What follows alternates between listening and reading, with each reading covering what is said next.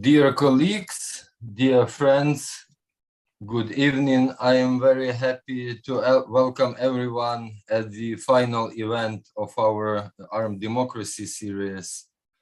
Today's talk is titled Lessons of the Russo-Ukrainian War, and I'm very thankful to the professor Alexander Motyl. Thank you so much, dear professor, that you kindly agreed to take part in this series of events, especially as for the final one. My name is Vasyl Cherepanyn. I represent the Visual Culture Research Center and the Kyiv Biennial. And again, traditionally, I would like to express our deep thankfulness to the Ukrainian military, without which we wouldn't be able to sit here and having this valuable and interesting discussions.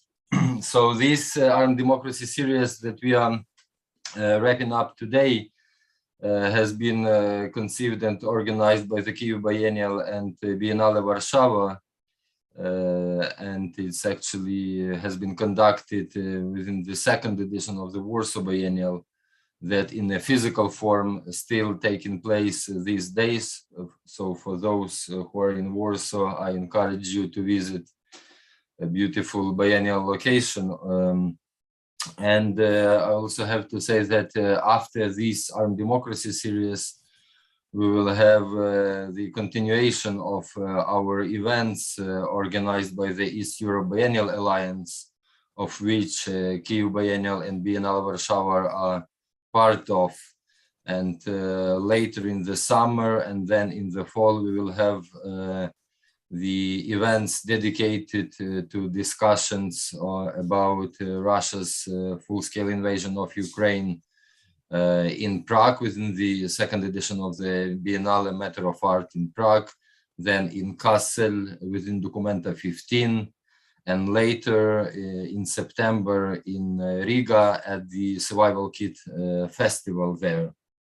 A technical note to our viewers and listeners: this event is live streamed on YouTube channel and Facebook page of the Biennale Warszawa.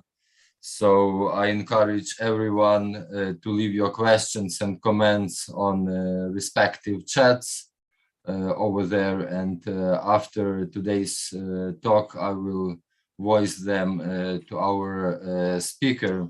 So with regards to the format, we will have the talk or the lecture by Professor Alexander Motyl for around 40-45 minutes, and then we will have a round of a Q&A also with the involvement of the public. So thank you so much again, Professor Alexander Motyl, that you joined us today. Alexander Motyl is an American historian, political scientist, writer, and painter. He is the author of 10 novels, 2 collections of poetry, and seven academic books and numerous articles. His artwork has been shown in solo and group shows in New York, Philadelphia, Westport, and Toronto, and is part of the permanent collection of the Ukrainian Museum in New York and the Ukrainian Cultural Center in Winnipeg. He is professor of political science at Rutgers University in Newark, New Jersey, and a specialist on Ukraine, Russia, and the Soviet Union. And according to Academic Influence, Alexander Motyl was ranked 6th among the top 10 most influential political scientists today. And I'm really grateful, dear Alexander, for this title, Lessons of the Russo-Ukrainian War, because what I find pretty problematic during the last 4 months, actually, is this typical attitude in the global media and public sphere that this war is pretty often referred to as a conflict in Ukraine or the war in Ukraine, which I find totally misleading, because and that's really totally precise that we put this referring to this war as Russo-Ukrainian War, because it's basically really unprecedented since 1945, a huge European continental war, because it's been conducted not only on the territory of Ukraine, but also it involves, it's worth mentioning also the territories of other countries, like Russia, of course, and also occupied Belarus. And by the way, also, as we also know that some Syrian mercenaries are also taking part in this war now. So it also somehow involves the Syrian territory in a way. And we actually see it's a very multi-layer, I would say, multi-dimensional war. And on different levels, we see actually kind of various sets of coalition countries, which are in that or another manner taking part in the warfare. And what is also interesting that this war has already involved at least 3 seas. It's of course the Black Sea, the Baltic Sea, and the Caspian Sea. As we know, pretty often the Russian military has been launching their attacks from the Caspian Sea region. So with regards to the Black Sea region, it unavoidably involves Turkey, Romania, Bulgaria, also Moldova. And by the way, we also, as we know, the Russian military is also stationed on the occupied territory of Moldova, which is sort of referred to as Transnistria. But as for the Baltic Sea, of course, as we know, this totally changed the reality over there, especially after the decision taken by Finland and Sweden to join NATO. But also the Baltic countries themselves are threatened directly from the Russian as well as Belarusian territory. And not the last but not least, that this war has totally, really profoundly redefined the way how Eastern Europe thinks of itself and behaves itself. So the floor is yours, dear professor. So what are really the lessons that we can draw now at this stage of this war with regards to democracy, authoritarianism, peace, liberalism, and illiberalism? Thank you so much again. Thank you so much, Vasyl, for an excellent introduction. I hope my talk can meet the high standards you've set, because they truly are high standards. It was very insightful, short, but extremely insightful. Let me start by stating what I think is true and may or may not be agreeable to everybody who's listening. And that is to say that the Russo-Ukrainian War, and as Vasyl said, it is a war. One could make the case that it's even a world war, but we could talk about that later on. But certainly the Russo-Ukrainian War is a world historical event. That is to say, it is possibly or probably or perhaps even certainly a turning point. It's one of these very important moments in world history, certainly in European, but possibly in world history as well, which has the potential to change the world, certainly to change the Western world. And by the Western world, I mean Europe plus North America. But of course, Australia, Japan, and Korea, and a number of other countries belong to that. But it also has the potential to change, and arguably has already begun changing, the world in general. Not necessarily for the better, not necessarily for the worse. I mean, that's something that we can talk about. I think a lot depends on how what the outcome of the war will ultimately be.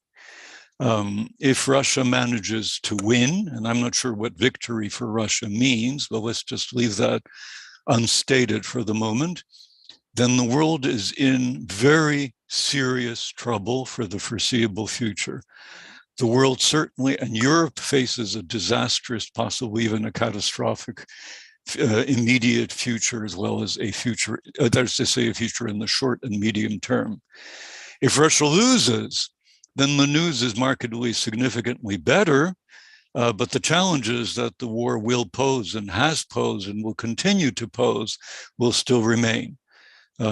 As to whether the world and the West in particular will be able to deal with those challenges, that's at least an open question.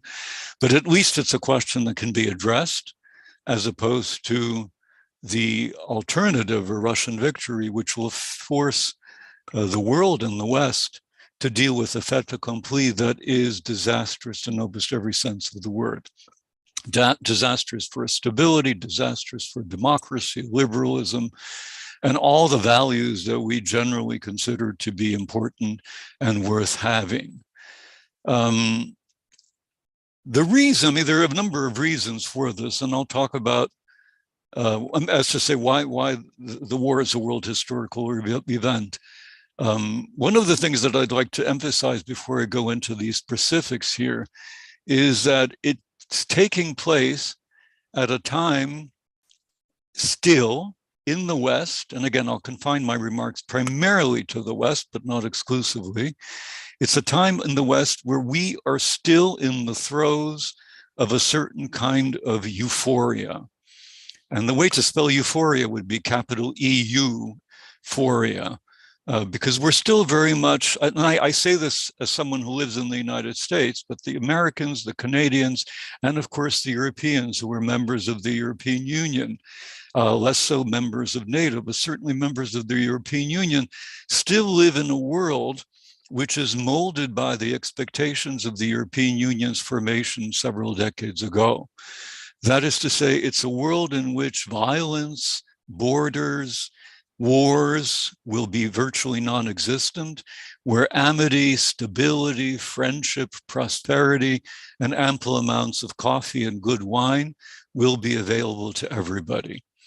And again, I'm being slightly facetious here, but the point is, this is a world in which, to use Francis Fukuyama's somewhat unfortunate phrase, it represents the end of history.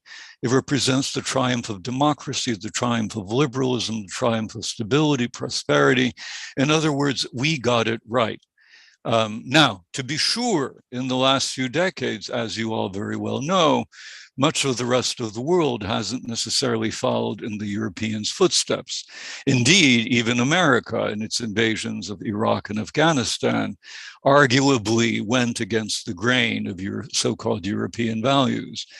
But that said, that was outside the immediate European continent, and one could always rationalize those events by saying, well, we are somehow in the forefront, but sooner or later, people throughout the world will realize the advantages of what we're doing. That includes the Americans, of course, and things will then improve. Of course, there were some other problems. One of the most important ones was the terrorist acts of September 11th, 2001, which woke people up, certainly many Americans. It woke many Americans up to the reality that violence was still prevalent in the world and was possibly going to continue to remain prevalent. The Yugoslav wars, or the wars in Yugoslavia, were another such troubling instance. But those were relatively localized, they were relatively small, they were relatively short-lived. And despite the horrors that occurred during the Yugoslav wars, as I said, it seemed like a more or less localized event in a distant corner of Europe, namely the Balkans, that Europeans have never been able fully to understand anyway. So one could rationalize that we were somehow moving in the right direction despite these somewhat negative tendencies. Well, the Russo-Ukrainian War unleashed by Vladimir Putin and his supporters within the Russian elites is a challenge. Effectively, it doesn't just challenge this self-perception. It doesn't just challenge this reality. It fundamentally destroys or attempts to destroy it. If the war succeeds for Russia, then this kind of utopian, euphoric vision of the world is pretty much dead, at least for the foreseeable future.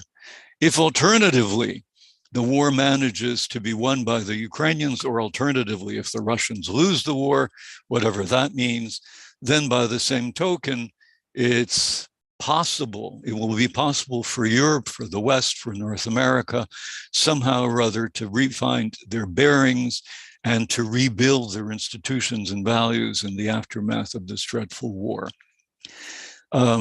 What are some of the most obvious lessons? And again, keeping in mind this background information that I just spent a few minutes talking about, what are some of the obvious lessons of this conflict, of this war? Well, the most obvious one is the one I've been talking about and that Vasyl spoke about as well, namely that it's a war. Not only is it war, it's a land war. It's a massive land war. The number of casualties on both sides have been extremely high. According to Ukrainian calculations, Russia has lost something like 37,000 men. That's to say they've been killed in action, which means that there are probably at least 100,000, maybe 150,000 who've been wounded. These are enormous numbers. I personally think they're reliable, but again, it's something we can talk about later on if you want to. The Ukrainian side seems to have lost about 1/3 of whatever the Russians have. But given the size of the country, that too is enormous. And we're only talking about military losses. We're not talking about civilian losses. The official estimate is something like 4,000 to 5,000. As any tell you, that is the minimum number of civilians who were probably killed in his or her municipality in the last 4 months. So the number of civilian deaths may be anywhere between 30, 40, 50, 60, 70,000. The destruction is enormous, as you know as well. Ukraine has estimated that the value that the amount of money it would need to rebuild is $750 billion. This far exceeds any amount of money the United States, Ukraine has. And of course, if accurate, and it's likely to be inaccurate if only because the war is still continuing, it will prove to be a strain on the economies of every country in the world that hopes to participate in Ukraine's reconstruction. So we have a war, an enormous land war taking place, as Vasyl said, not just in Ukraine, but involving Belarus, to some degree involving Moldova, certainly involving Russia. And of course, the border regions of Russia, those that border on Ukraine, they have also been hit by missiles, sabotage of one kind or other, possibly initiated by the Russians, possibly by Ukrainians, has occurred in these territories as well. And let's not forget that over 50 countries are taking part in the process begun at Ramstein several weeks ago. The G7 supports Ukraine, so does NATO, and so does the European Union. So one could technically argue that this isn't just a war, it's actually a world war. Which doesn't mean that everybody is necessarily involved in the actual fighting, bloodletting, dying, and killing, but that they are in some way or others involved in the war taking place in Ukraine at the moment. Wars weren't supposed to happen, as you know. According to this euphoric European vision shared by Americans, wars were supposed to happen possibly in other countries and other continents, but they weren't supposed to happen in Europe. So the first major lesson of the war is that war, which supposedly had been banned in Europe, which had become unthinkable in Europe, is now not only thinkable, but indeed it's a reality.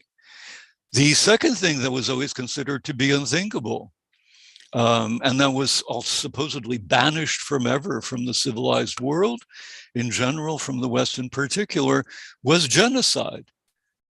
Genocide was supposed to have ended with the Holocaust. Never again is what we always used to say for 50, 60, 70 years. And here we have a regime, namely that of Vladimir Putin, consciously, openly, intentionally pursuing a policy of genocide vis-a-vis the Ukrainian population. There seems to be little doubt that that's indeed the case.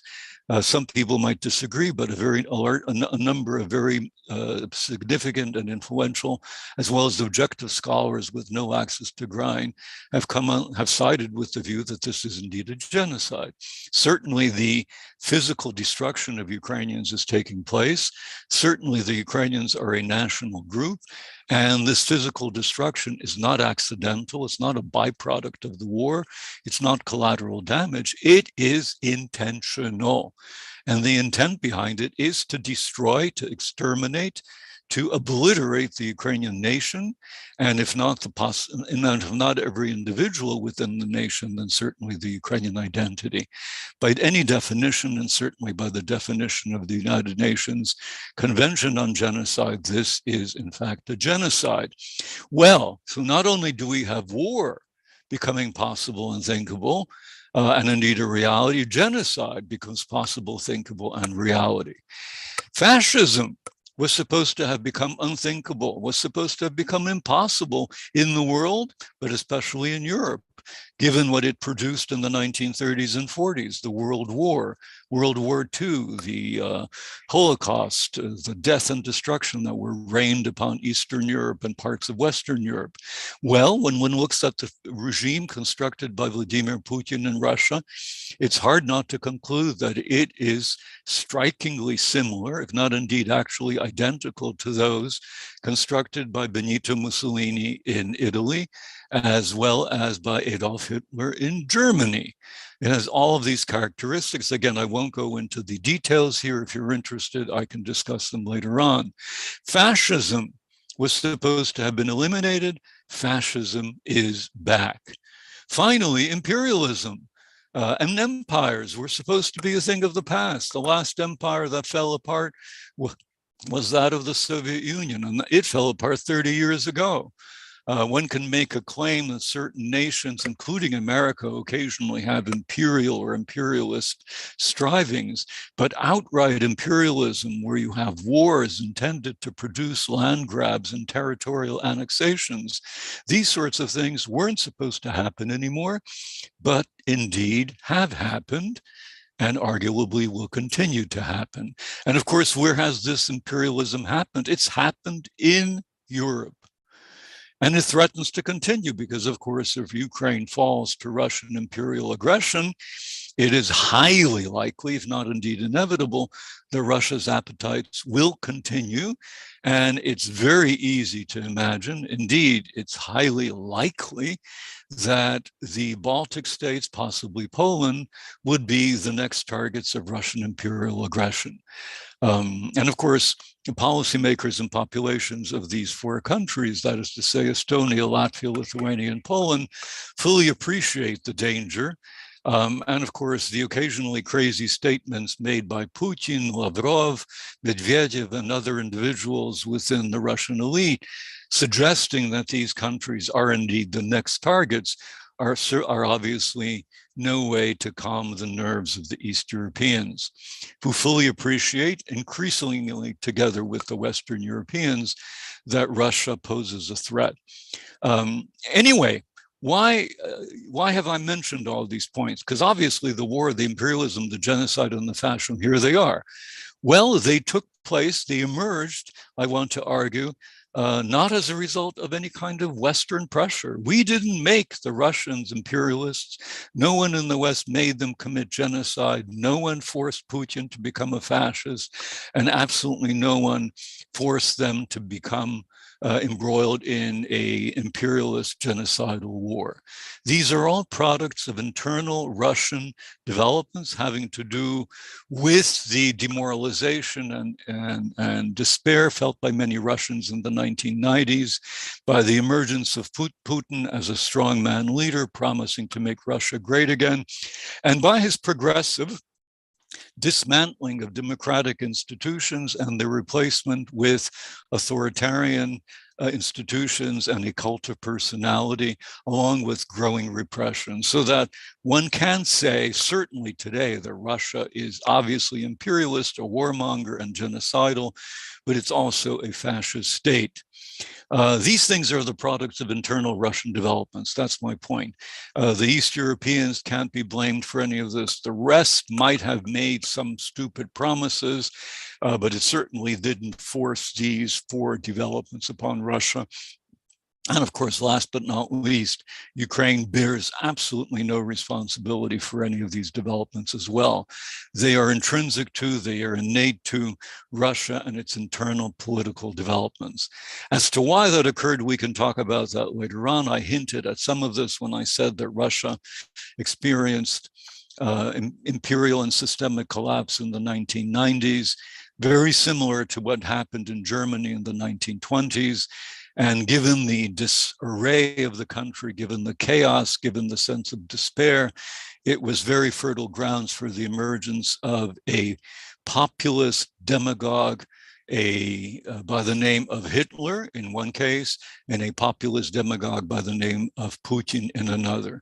Both of them then proceeded to embark on deinstitutionalizing their democracies, dismantling their democratic institutions, and replacing them with authoritarian/totalitarian institutions that effectively amounted to fascism. These four developments, these four lessons, if you like, of the war, mean that war, imperialism, genocide, and fascism, despite our Western insistence and their having become obsolete, useless, confined perhaps to underdeveloped parts of the globe, the return of all four elements, of all four events in the European theater means that they are here to stay. There is something obviously wrong with Russia in as much as it developed these tendencies, but in as much as Russia is next door to Europe and in as much as it posed, at least until recently, a model of sorts for a number of European countries. And here, of course, I mean primarily Mr. Orban's Hungary. And of course, it represents a model of sorts for other countries in the world. It's important for the Europeans to appreciate that their exercise in euphoria, their exercise in utopia has crashed, has burned, partly because these things, these events are now transpiring and are affecting Europe, but also because, and perhaps primarily because, as these events were transpiring, as they were evolving, as Russia's tendency to become imperialist, genocidal, fascist, and warlike were devolving over the last 20 to 30 years, certainly over the last 20 years, Europe and the West, and of course the world more generally, did virtually nothing to stop this particular development. All right. Russia developed in a manner that was evident to observers 10, 15, 20 years ago, in a manner that was heading towards war, heading towards authoritarianism, heading towards extreme violence, heading towards imperialism. If we knew this at least since 2008, when Putin made his famous speech at the Munich Security Council. And despite the fact that there were periodic speeches, statements, events such as the war against Georgia, the continued occupation of Transnistria, the invasion of Ukraine in 2014, despite all of these events, despite Putin's progressive transformation into a duce, into a Führer, with his own personality cult within which he figured as a super macho, super hyper masculine individual who embodied the vigor of the nation and who essentially said, as did Hitler, that there will be one leader, one nation, and one empire. And he persuaded a significant portion of the Russian population, as did Hitler and Mussolini, that this was precisely the way to go. Despite all of these bits and pieces of evidence, and some of this wasn't just bits and pieces, we're also talking about significant trends, significant obvious trends. Despite all of that, the West failed to see what was going on. So in the sense that it did not see what was going on, in the sense that the West failed to take action when action would have been easier, when action would have been less expensive, when action wouldn't have entailed so many dead soldiers and so many dead civilians. In that sense, the West's inability to awaken from its sleep, its inability to act with vigor when the acting would have been effective, is at least partly responsible for the emergence of this monstrous Russia that we see today. It's a responsibility by inaction. By failing to do what we could easily have done, we could have perhaps prevented this war from taking place. We might have been able to prevent Putin from becoming the fascist dictator that he became. Of course, we don't know that. These are counterfactuals and we can't change history, but it would have been worth a try. Why didn't we do that? Well, one of the answers, I think, is quite simply the one that I started out this talk with, that there was this sense of euphoria. The Americans, after the end of the Cold War, were living in a never-never land within which they were going to be the sole superpower and within which they would be able to manage every possible conflict and war. The Europeans very soon thereafter, in forming the European Union, embarked on their own forms of utopia. And this enthrallment with utopia, this enthrallment, this euphoria, blinded people, quite simply blinded people to the reality that was transpiring next door. But there's, of course, other reasons, and those are somewhat more sordid, not quite as idealistic as the ones concerning euphoria and utopias. And that is that there was a lot of money to be made from dealing with Russia. And even though Russia was obviously and manifestly becoming an authoritarian, violent state, it was killing its opposition, it was trampling on the human and civil rights, not only of non-Russians, but of Russians. Despite all of that, we continued to do business. The Germans continued to do business, the French, as did the Brits and the Americans. And of course, the Italians, the Greeks, and just about everybody else. Russian money flowed into European banks, especially places, and of course, Russian money flowed into European and American real estate, whether it's in Berlin or London or Charlottengrad or Londongrad, as people occasionally say. Deals were forged. The kinds of connections that Mr. Trump had with Russian oligarchs is perhaps typical of the kind of backroom deal making that was taking place, which sustained the Russian economy, which enabled it to grow, and which enabled Putin to do the sorts of things that he was doing, namely destroying democracy, replacing it with authoritarianism, fascism, as well as with violence and warmongering imperialism.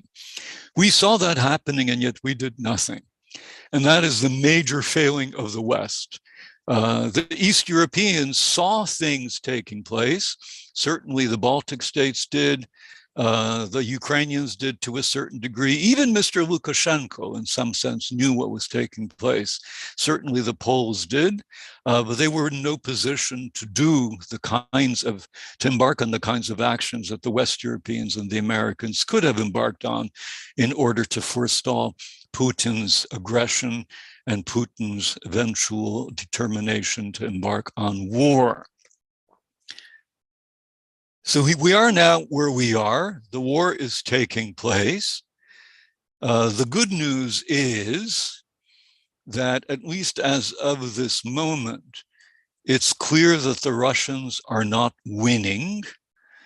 And given the disparity in forces and resources between Russia and Ukraine, a non-victory for Russia actually represents a serious defeat. By the same token, the Ukrainians are not losing, or at least not yet losing. And again, given the disparity in forces and resources, a Ukrainian non-loss represents something in the nature of a victory. In any case, those of you who've been following the events in Ukraine will know that while Russia has made incremental progress in the Donbass, one could even say very incremental progress in the Donbass, Ukraine seems to be on the verge of launching a fairly successful, of what might be a successful counteroffensive in the Kherson and Zaporizhzhia provinces or oblasts, which, if this actually transpires, that would mean that Ukraine would come away with a strategic gain, because by controlling Kherson, Ukraine would wind up controlling the water channels to the Crimea, and it would destroy the so-called land corridor or land bridge that Russia was trying to build from the Russian Federation north of the Sea of Azov to the Crimean Peninsula.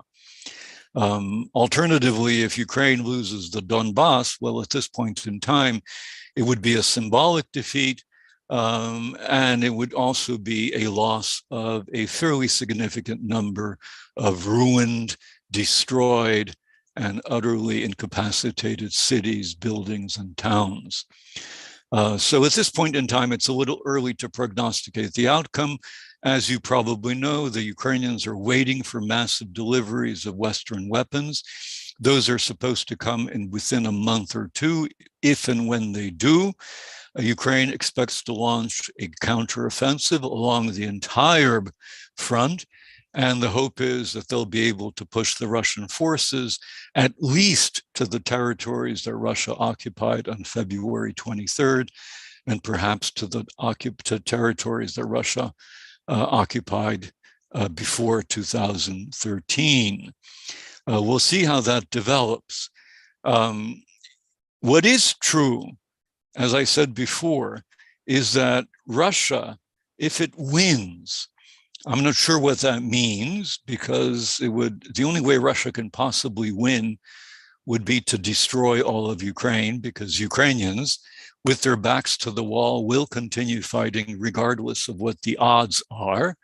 But in any case, if Russia were to succeed in winning, or if Russia succeeds in imposing a deleterious peace settlement on Ukraine, possibly with the assistance of some Western countries, this will be a tragedy, obviously, for Ukraine.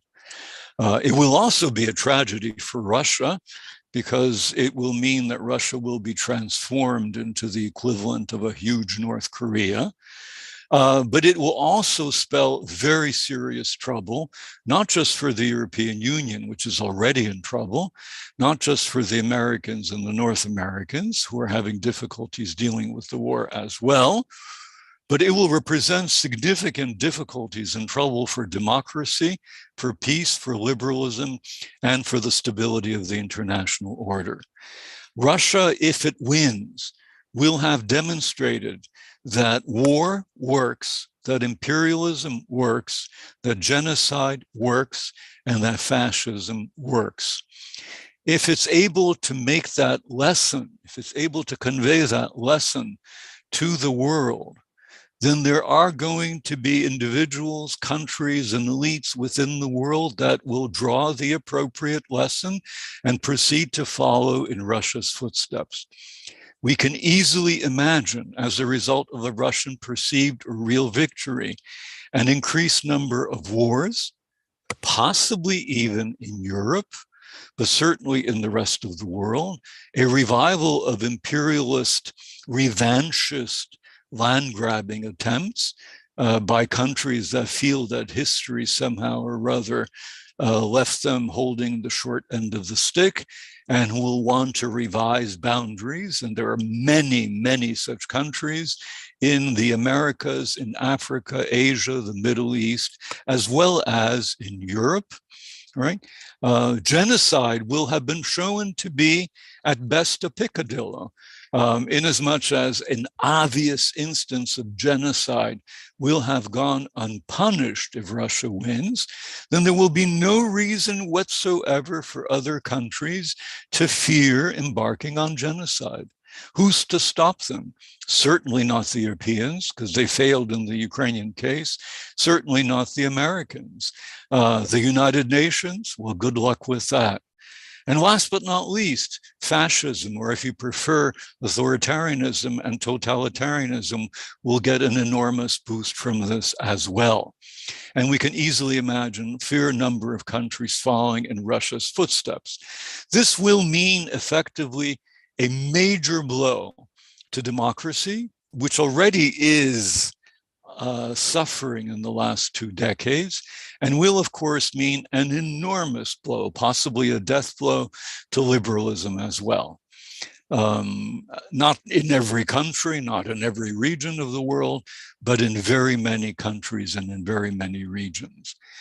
If alternatively Russia loses, and by losing, I simply mean if Ukraine is capable of recapturing most, if not all, of its territories from Russia. That's a Ukrainian victory and a Russian defeat.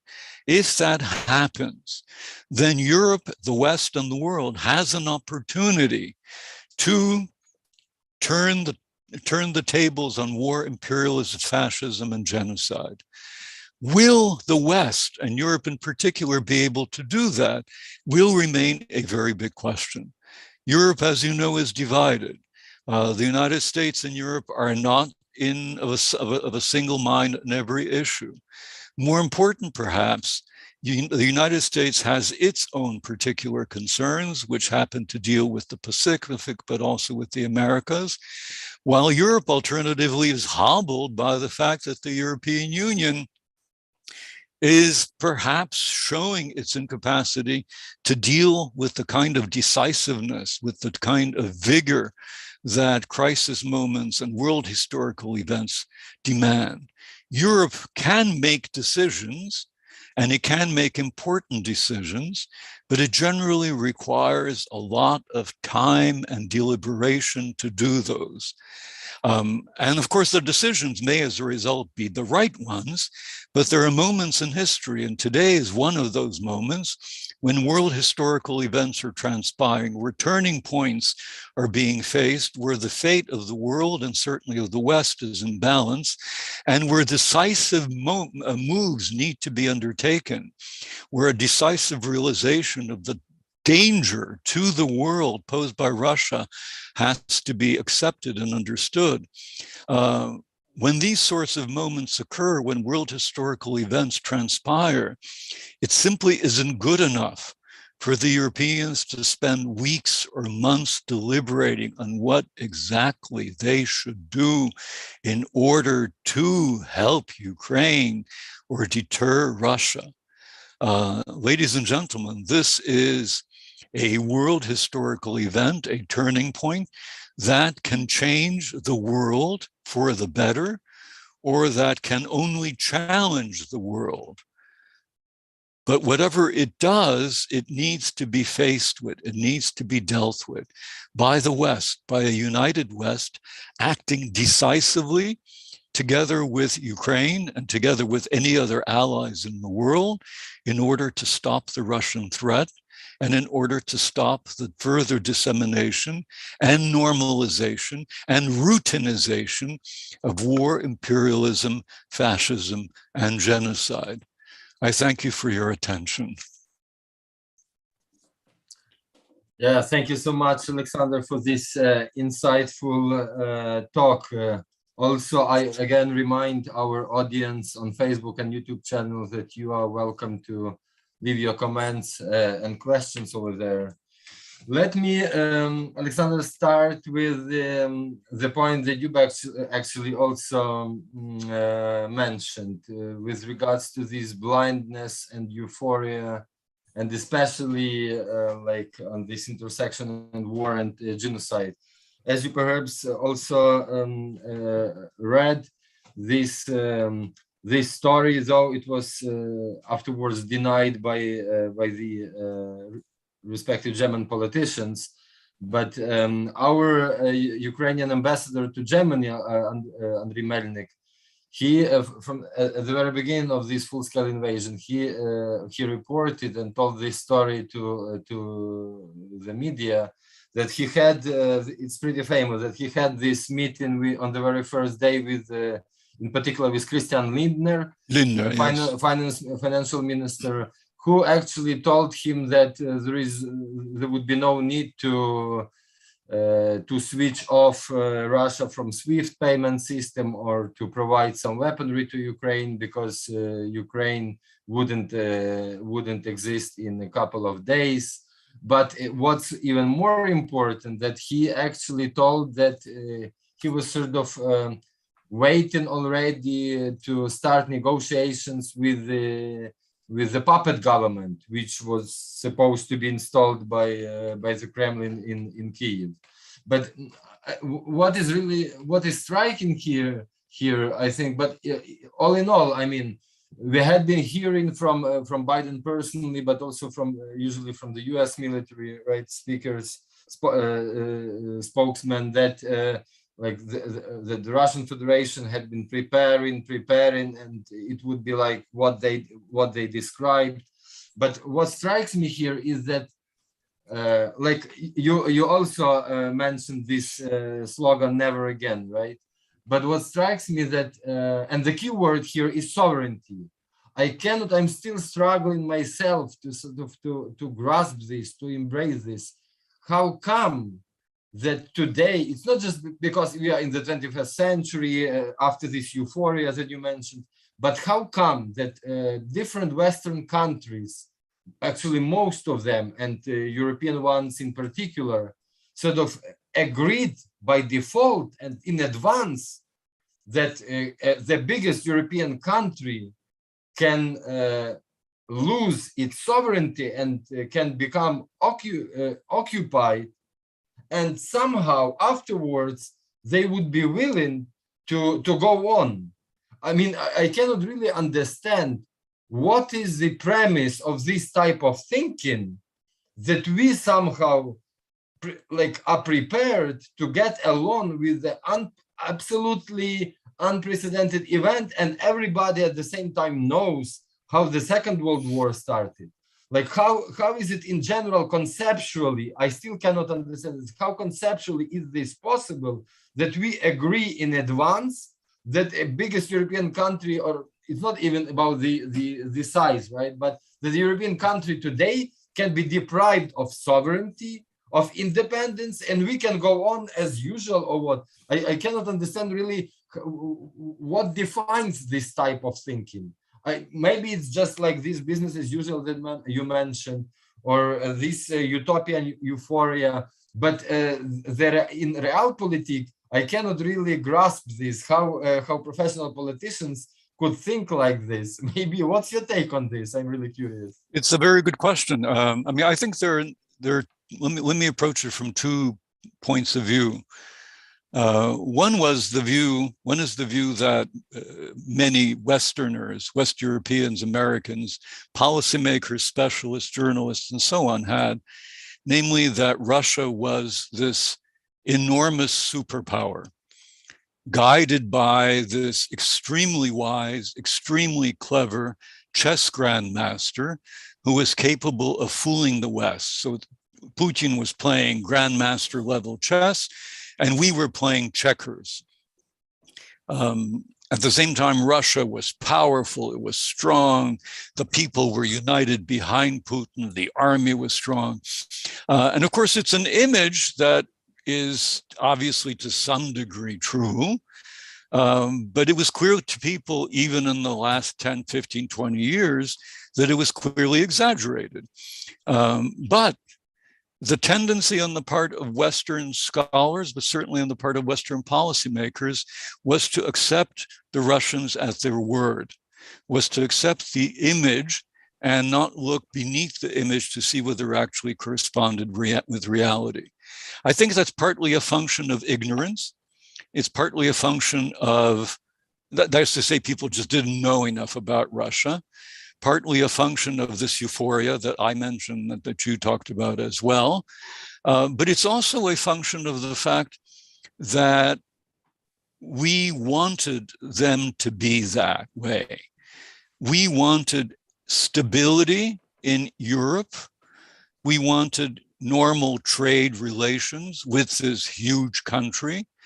And it looked like a strong Russia would be able to provide stability. And, there is, again, it's not totally crazy, that view. But it was also a question of diplomatic convenience. For many countries, dealing with Russia is easier than having to deal with Russia, Estonia, Latvia, Ukraine, Belarus, Moldova, Transnistria, Abkhazia, and so on and so forth. This way, there is one power that can be relied on to do things more or less well, and we can deal with them and all will be well. Now, at the same time, there are certain cultural tendencies, most evident in Germany, but in some other European countries as well, of a willingness and an ability simply to turn a blind eye to what is manifestly wrong. I mean, I can't explain in any other way Gerhard Schröder and the fact that he took a job with Gazprom almost immediately after he lost the elections. That means that he was already negotiating before he lost. This is the highest level of corruption. And of course, it's not just corruption, it's corruption that involves dealing with an evil corporation representing an evil country. And yet it didn't bother him because from his point of view and from the point of view of many German socialists, having a conversation, dialogue, and trade relations was the best way to keep Mr. Putin more or less normal. But of course, as we know, none of that mattered. It didn't make him less aggressive. If anything, it may have made him more aggressive. So there were ignorance, blind eyes. I mentioned before the money that could be made from dealing with Russia. We need to keep that in mind. And here we're talking about Americans in every single European country. They have billions of dollars of Russian money, of Russian dollars, Russian reserves. And a lot of that went into their own economies. And of course, that was nice to have. And that, of course, also meant that Russian corruption swept into these countries. But nevertheless, that was okay. So on the one hand, we have this image of this very powerful Russia and a potentially benign Russia. On the other hand, I mean, the image of Ukraine that many policymakers had was of a country that was incapable of solving its very deep East-West division. Namely, there was this, again, the assumption was that there were these Ukrainian speakers and Russian speakers. They hated each other. They could never agree. And one side was nationalists and the other side were Soviets or whatever. But in any case, there was this totally crazy notion that Ukraine was divided deeply into two separate parts.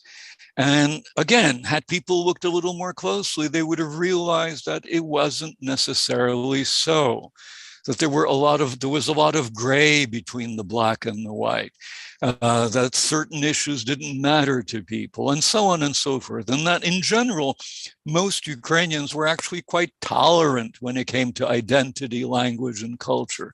It wasn't really a problem. But that wasn't, again, there was this fixation on that. And again, it's a fixation because it's easy to understand. Otherwise, how do you understand a country as complicated as Ukraine, which had until recently 4 Orthodox churches, has 2 Catholic churches, and so on and so on and so forth. At the same time, as you know, the image of Ukraine that most Westerners had, and here I'm talking about people, specialists, and policymakers, was of a country that was deeply, profoundly corrupt. And again, the corruption extended from the very top to the very bottom. And as everybody argued, corruption was the main threat to Ukrainian security. It wasn't Russia, it was corruption. Now, that was a ridiculous argument to make. That would be like saying that the main problem in Poland in 1939 wasn't the German troops attacking. No, it was corruption. It's absurd. I mean, it may have been a problem, but that's not the main problem. It certainly wasn't the main threat to Polish security. So it was these two issues, this East-West linguistic divide and corruption, which essentially encompassed all of Ukraine. And everything else didn't really matter. Other things didn't seem to matter at all. And again, I know this from personal experience. For 30 years, I've been trying to persuade Western policymakers that Ukraine was critical to Western security. And people would say, yeah, very interesting, and then just go on. Well, now they see that it actually is critical. But one of the reasons why they were able to expect Ukrainians not to resist, for everybody to simply give up, for a puppet regime to be established in 2 to 3 weeks, was precisely because all Ukrainians were concerned about was corruption and language, right? There was no real, people didn't fully understand that Ukrainians were actually becoming Ukrainian, that they were proud of being Ukrainian, that they thought of Ukraine as their homeland, that they wanted to live in Ukraine. And I'm talking about Ukrainian-speaking Ukrainians and Russian-speaking Ukrainians. Now, obviously, that's not the entire population, but it was easily over 90%. But that didn't matter, because all that mattered was corruption and the East-West divide. Now, finally, right, the West is beginning to understand that Ukraine is rather more complicated and rather more positive. It's not just about corruption. There's actually a strong army. And again, people who studied the Russian army should have studied the Ukrainian army, but they didn't. And as you know, they expected the Russian army to perform extremely well. And here I mean the specialists, not just the policymakers. And in fact, it performed poorly. And everybody expected the Ukrainian army to perform poorly, and instead it's performed very well, which says something about Western expertise. Don't trust it too much. Don't trust me too much. Yeah, indeed.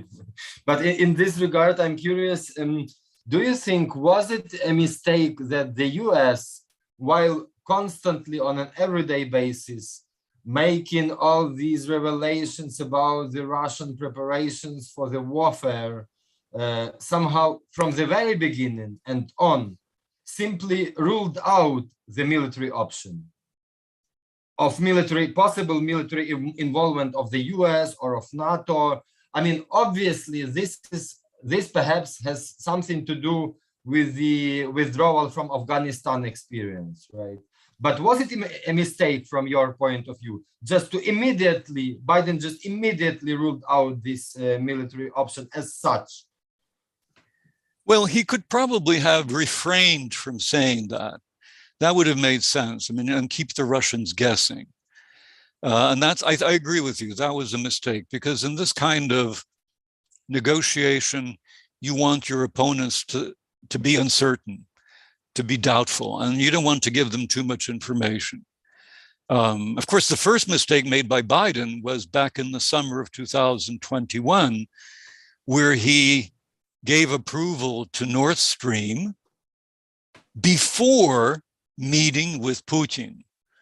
Now, that's just stupid. I mean, even I know you don't do that. You wait with that for the negotiations, and then you exchange that for something else in return.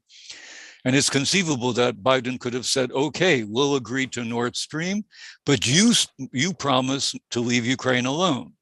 Now, again, given the Russian tendency to lie, that may have been meaningless, but even so, it would at least have been some kind of exchange. So that was probably a mistake, or rather that was a mistake. Was it a significant mistake? I'm not so sure, because I think the Russians knew what the Americans and the Europeans knew, that they wouldn't intervene militarily. It's been pretty clear from the statements made by government officials, by the statements made by analysts, that NATO wasn't going to intervene in Ukraine under any scenario.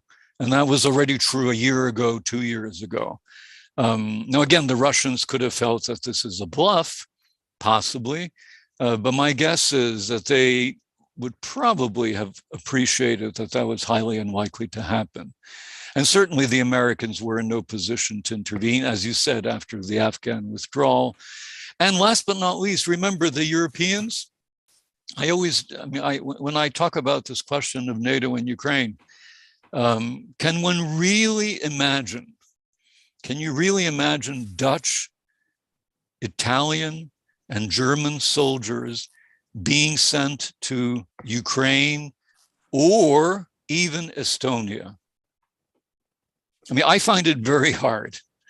Now, I suppose it's possible, and things may have changed in light of the war, but I can't easily imagine that. I can see Polish soldiers being sent to Ukraine. Poland has made a commitment and it's stuck to its promises. I could see Slovak soldiers, perhaps. But the French, the Germans, the Dutch, the Belgians, I'm not so sure at all that they would be interested in helping anybody. So it's not just Ukraine. I'm not sure that they would be helping anybody. Yeah, indeed. I also have a question with regards to fascism and this fascist nature of the current Kremlin regime. You also wrote on this. That's also why I'm asking you. I also issued some text on this, but so there is a kind of a debate, right, at the moment. Not only some purely academic one or among political scientists and so on, those especially who are somehow specialized on this topic, but also kind of a general public debate whether it's appropriate to call the Russian current regime fascist or not. There are also kind of new words, right, that are introduced also from the Ukrainian side, like you perhaps know this Russism, right, this kind of combination. But maybe you could elaborate more on this. Which characteristics, which features we can lay out to be really clear with our argumentation, and some of that you already mentioned, but if you make a kind of a more thorough picture with regards to really this ideological dimension of the regime, apart from these obvious parallels with the 1930s, right? But how do you see this, why it's legitimate, right? Because there are still many doubts, and I personally, for instance, when I was proposing my text on the matter to different media outlets, I also for instance heard these kind of arguments that there is no kind of revolutionism in the Russian regime, that that they don't have such a huge mobilization as historical fascists or Nazis had, and so on. So there are still some doubts and different arguments. So how would you frame that? Well, look, I mean, there is no one single golden answer, and the issue will always be debated and contested. And when one defines terms, when one tries to understand what concepts consist of, it's always a question of certain key characteristics, and then, but they're always expressed in a kind of more or less way, right? I mean, there is no perfect fascist regime. There is no perfect democratic regime. I mean, we talk about the United States as being democratic, but Black Americans didn't really have the vote until the mid-1960s. We talk about Switzerland as being democratic, and women in Switzerland didn't have the vote until relatively recently. So it's always a question of more or less as well. Again, the reason I'm saying this is because people have a tendency to sort of zero in on particular characteristics, and they insist that a fascist regime look exactly like Hitler's Germany and Mussolini's Italy. But of course, does that mean that a fascist leader has to be bald? Does he have to have a little mustache? Again, one can draw, one could go, reductio ad absurdum in this. So it's always a question of which particular characteristics are key and which are less important. And it's also important to distinguish between, in order, and to be clear as to what fascism refers to. I believe fascism is a type of regime or political system. All right, so it's a political system. It's a kind of political system. When we talk about political systems, we say things like there are democratic regime systems, authoritarian, totalitarian, dictatorial, monarchical, and so on. So fascism belongs in that category. Fascism is not some characteristic of the soul. It's not a characteristic of one's psychology, all right? People often say, well, fascists tend to be hot-headed. They tend to be energetic. Yeah, but I know many liberals who are exactly the same. I know many Catholics and Jews who are exactly the same, and I would never call them fascists. So that's not it. It's something that characterizes a political system. And what characterizes the political system? Well, it's the institutions, it's the leadership, and arguably the ideology. I would distinguish political systems from the policies that they pursue. Mm-hmm. All right. You can be a democracy and pursue non-democratic policies. You can be a non-democracy and pursue democratic policies. Right. So there's a distinction between political system and policy. So what are the three kind of major characteristics? I think there are only two, but I've included the third because you mentioned ideology. One is, we're talking about a political system that is authoritarian.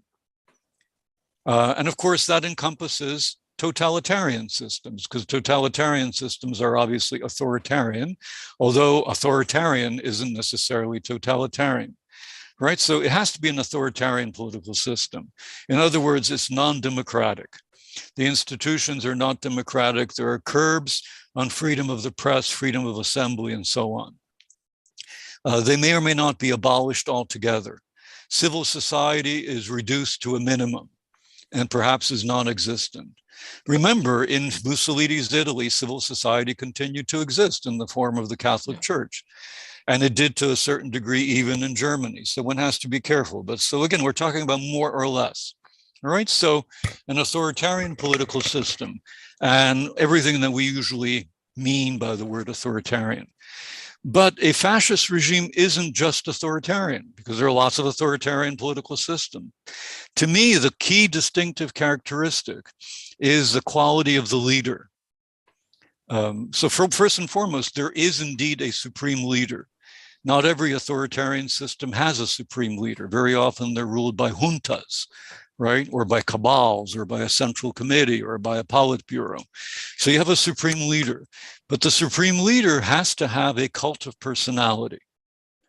That, I think, is the key here, right? And it's a cult that usually represents him as being either all wise or all vigorous. So he's vigorous and or extremely wise. And again, I say he because as far as I know, fascist regimes have been male. Although I guess it's possible for women to be fascist too, but that would be that's a different story, right?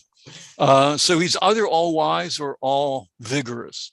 Putin has been both. Hitler was all wise. He wasn't really the vigorous man. Mussolini was all vigorous and all wise. So to my mind, these are the key characteristics. You take an authoritarian system, you put a cult of personality leader on top, and basically you've got a fascist system. Now, ideology. What is striking about fascist ideology is that there really isn't much of a fascist ideology. It's more a kind of, it's sort of like a set of one or two principles. I mean, they tend to place enormous value on the state. They place value on the nation. Okay, but frankly, so do liberals, so do socialists, so do communists, and so does everybody else in today's world. But they have a kind of exalted attitude towards the state and towards the nation. They obviously see the supreme leader as being very important. So that's kind of the ideological framework within which they work. I don't emphasize the ideology because, as I've just tried to suggest to you, it's kind of vague. It's not like communism, which is a distinct ideology. It's not like liberalism, which has principles. Fascism is about being active and making your state and nation great again. Well, so what? Everybody wants that. it's not all that impressive as far as I'm concerned.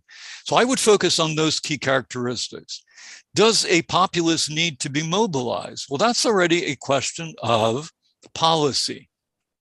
That's not a characteristic of the political system. It's the policy that the political system happens to be pursuing. But if you think mobilization is important, and of course mobilization has to be seen together with repression, then I would submit to you that Putin is pretty close to Mussolini's Italy and Hitler's Germany. I mean, I think obviously Hitler mobilized more, but he also mobilized far more than did Mussolini. Mussolini probably mobilized more or less as much, maybe a little more than Hitler, than Putin. I tend to see those two as being more or less on the same level. You've got the Unarmia, you've got the Nashi, you've got the United Russia Party, you've got these mass rallies. I mean, a lot of that really resembles the kind of mobilization you saw in fascist Italy.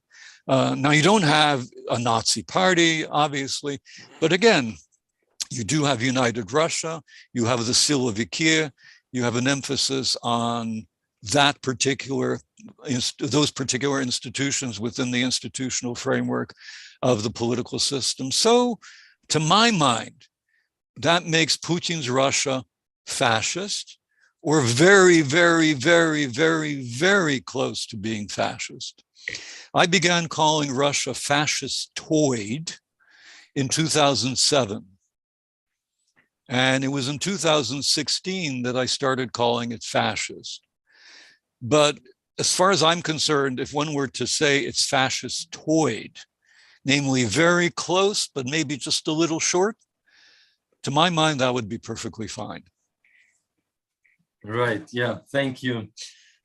You also, one of the lessons that you emphasized was the issue of imperialism and sort of still constant presence of this empire agenda on the European theater, so to say. So now we also, especially here in Ukraine, obviously, but also internationally, as far as I can follow, there is also another pretty popular discussion about the end of empire, somehow referred both to the past as well as to the future, because it's a bit a kind of a puzzled situation, because like stricto sensu, right, it's a bit perhaps challenging to call the USSR as a typical empire, right? Though before the start of the USSR, Russia was obviously an empire. So now with regards to current modern Russia, you have a kind of a strange mixture of the characteristics that have been taken from the Russian imperial past before 1917, and then from the Stalin's times of the 30s, of the Brezhnev times of the 70s, and as well as from the Andropov's times of the beginning of the 80s. But at the same time, when it comes to the future, we usually know also from history that empire can hold on for some time, but they're not really efficient in the long run. Well, of course, it depends what this long run means. But still, from the 20th century experience, we can like vaguely judge that empire has to lose finally, right, at the very end. And so there are different projections what it practically also would mean that the Russian Federation as an empire, what kind of breakup that would be. Like, would it go along the ethnic lines, or different republics and people that are currently subjugated to the Moscow rule, or it will be split on different lines that we cannot still imagine. Maybe China will play role in that. We already heard this kind of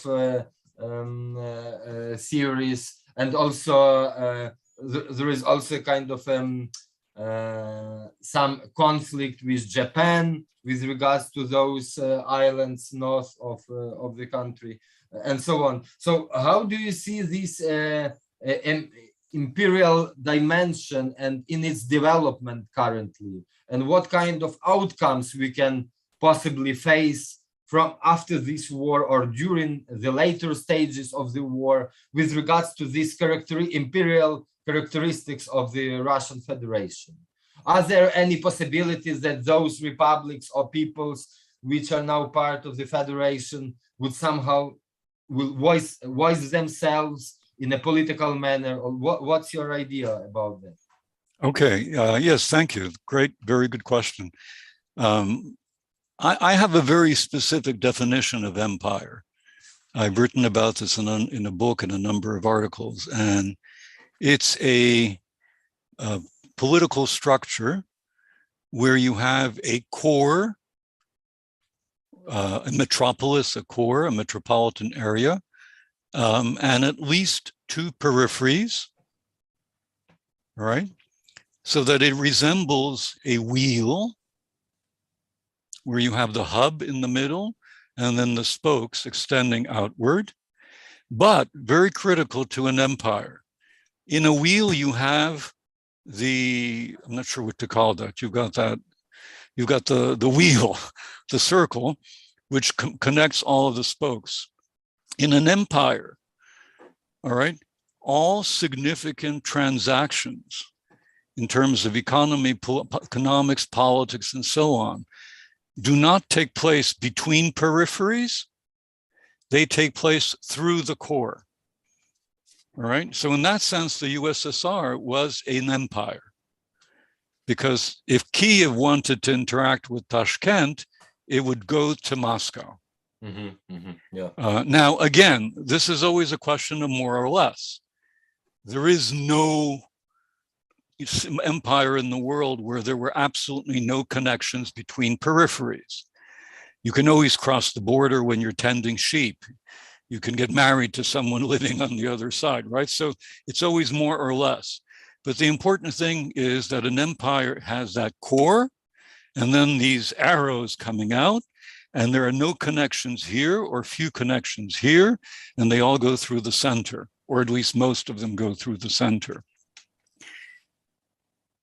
That distinguishes empires from multinational states, right? In a multinational state, you have a variety of ethnic groups, nationalities, which may or may not have their autonomous or other kinds of regions, but they can simply interact.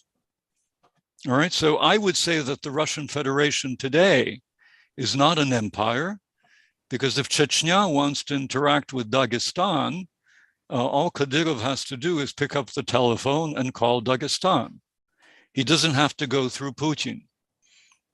All right, and if Buryatia wants to negotiate something with Bashkortostan, they can do that as well. Obviously, at some point, the federal authorities could get mixed in, but in general, you don't have that kind of strict hierarchical wheel-like structure. What this leads me to is the following. I would agree with your proposal that empires have probably seen, they are past. Again, you never know, of course, but the main reason I would say that is that given the technology that exists today, the internet, telephones, communications, things of that sort, given all these things that we generally associate with globalization, it would be extremely hard, perhaps not impossible, but extremely hard to prevent peripheries from negotiating and contacting one another and to making deals one another. So, in a traditional empire, you can you can insist that Soviet Ukraine negotiate with Soviet Tajikistan through Moscow. That was plausible, that was doable. I'm not sure how doable that is anymore. You can obviously manipulate these media. You can obviously prevent and, well, you can reduce the amount of negotiations, but I think it's becoming increasingly unlikely, increasingly difficult, perhaps impossible to do that. So for an empire to emerge along the lines that I just described, this hub with spokes, would require an extremely powerful core state, extremely weak peripheral colonies. It's conceivable, but they would have to lack access to modern communications, and the core would have to monopolize them. And once you begin to think of things in those terms, it becomes difficult to imagine, becomes difficult for me to imagine an empire emerging. Now, I would also distinguish between empire, imperialism, and imperialism. The empire is the structure that I've just described. Imperialism is the territorial, is the annexation, usually by means of weapons, the annexation of new territories. Now, again, weapons aren't the only way of annexing new territories. As we know from the Habsburg example, you can annex territories by marrying. You can buy new territories, right? So there's a variety of ways in which territories can be accumulated, and those would be considered imperialism. So imperialism can lead to an empire, but it doesn't have to. Mm-hmm. So at present, for instance, the Russian Federation, which I don't think is an empire, is engaging in imperialism in Ukraine. Okay, so you have that. Let me just now go to the point that you mentioned. So Russia today, as I said, I would call it a multinational state. I would call it an authoritarian, or if you prefer, a fascist multinational state. That is to say, you do have these, you have all those non-Russian republics. You've got 85 provinces of various kinds with various degrees of autonomy. But they're not ruled in the manner of an empire, as I described it. They are simply subject to the dictator, the fascist dictator Vladimir Putin, and the Kremlin more generally. What are the chances that this particular polity, that this particular state could break up?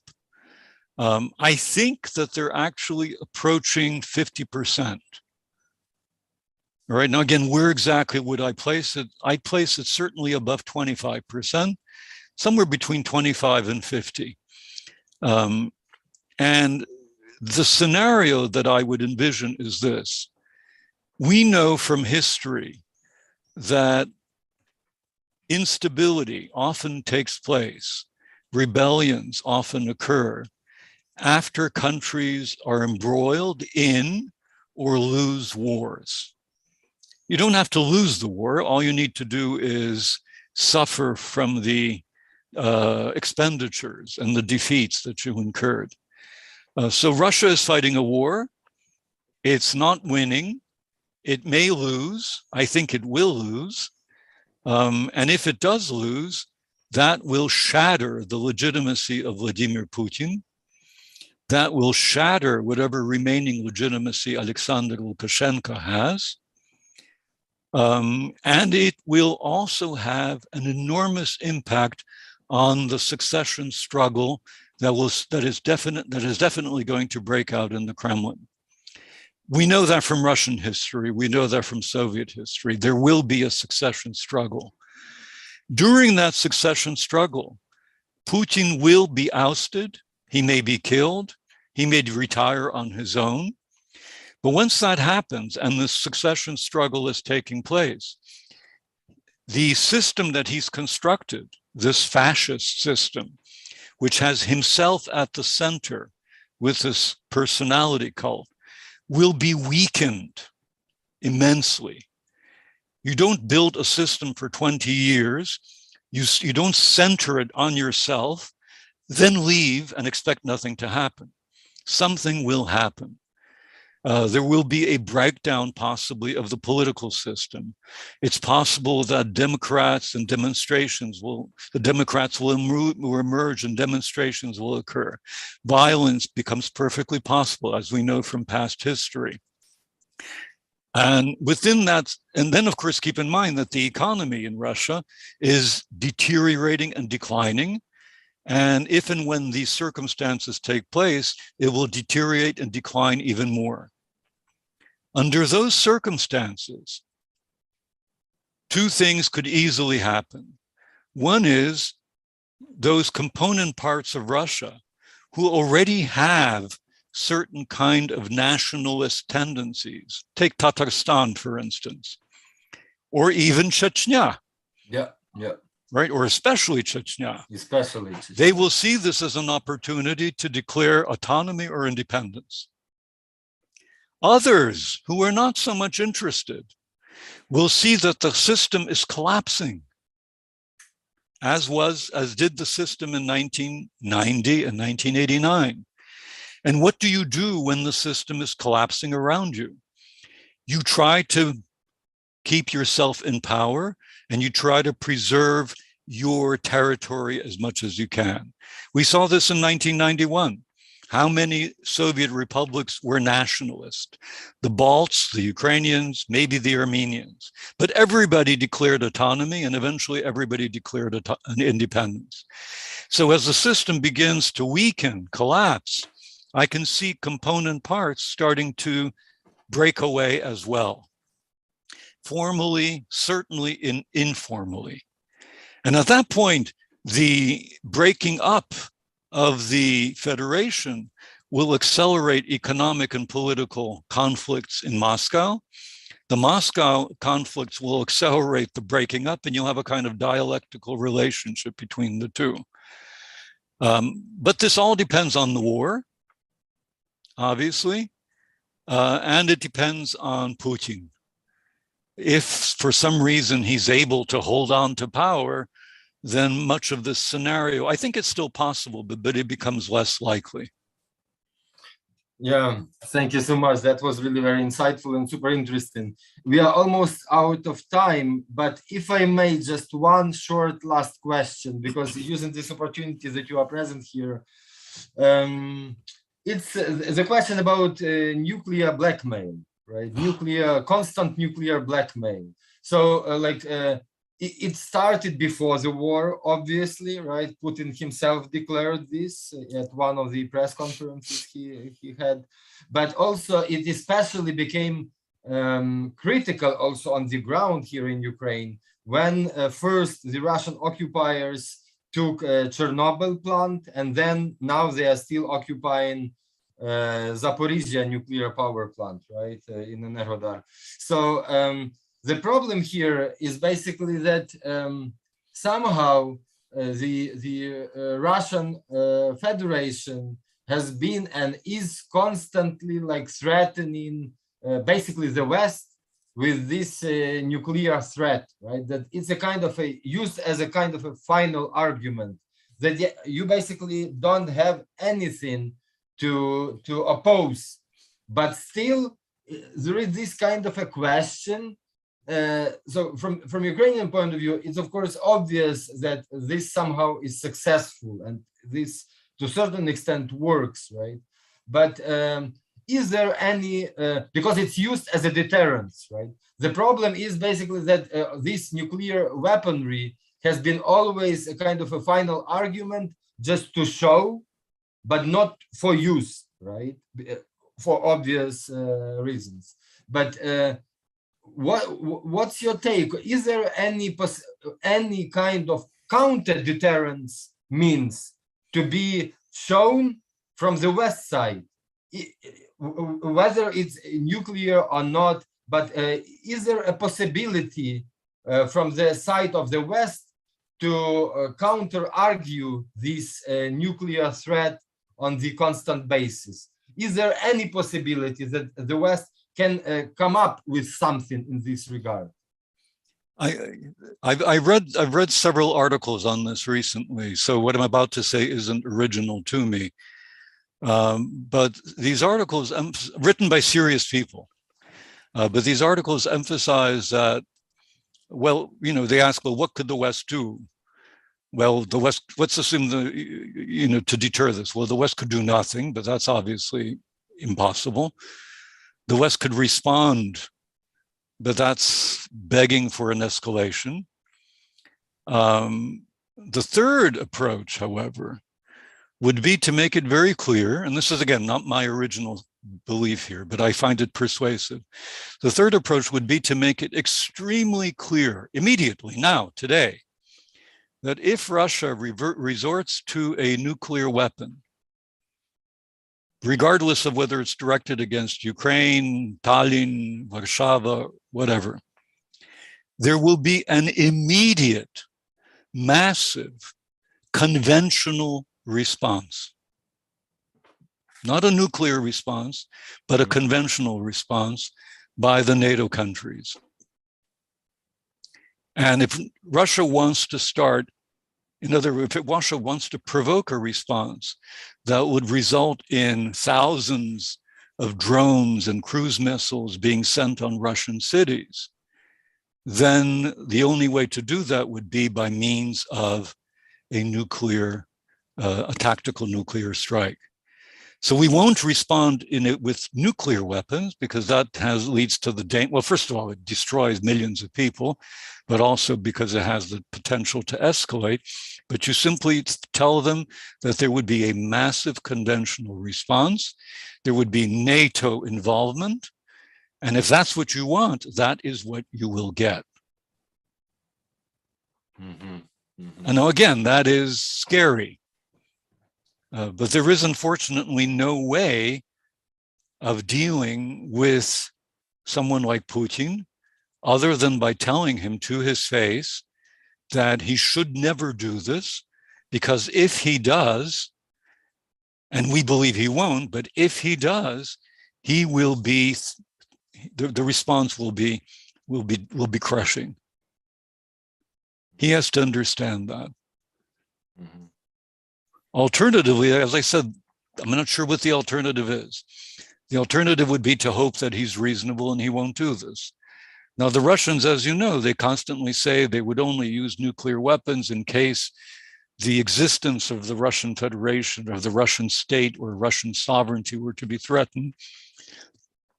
Well, that seems clear enough to me and to you, but does that mean if Ukraine attacks the Kerch Bridge, does that threaten Russian sovereignty? Does that mean, I mean, again, I don't know. I don't know if you can trust the Russians about anything. So why would you trust them on that? Now, and one of them, another reason for doing this kind of threat with conventional arms is to convey not only to Putin, but also to the general staff that would have to be involved in launching any nuclear device, that this is what they face, that if they embark on this kind of mad scheme, the Russian armed forces will be destroyed. Oh, but that, by the way, was another important point, namely the cruise missiles would be targeted at the Russian army, not at civilian targets, but at the Russian army. So if you want to destroy your own army, this would be the way to do it. Presumably, again, hopefully that would create an incentive for the Russian generals who would take part in the nuclear launch not to do it. Because as you know, Putin would only give the authorization, then I believe 5 or 6 subsequent generals have to press the button, so to speak. Yeah, we have to leave it there. Yeah. Thank you so much, Alexander Motyl, for this insightful talk. It was a great pleasure to have you here. And yeah, we are wrapping up this series. And again, I would like to thank all the team of the Warsaw Biennial for conceiving this together and for this fruitful collaboration, and personally to Paweł Łodziński, the director of Biennale Warszawa. So we will continue within other frameworks of our member biennials from the East Europe Biennial Alliance over the summer and fall of this year. Thank you so much again. Have a nice evening. Thank you.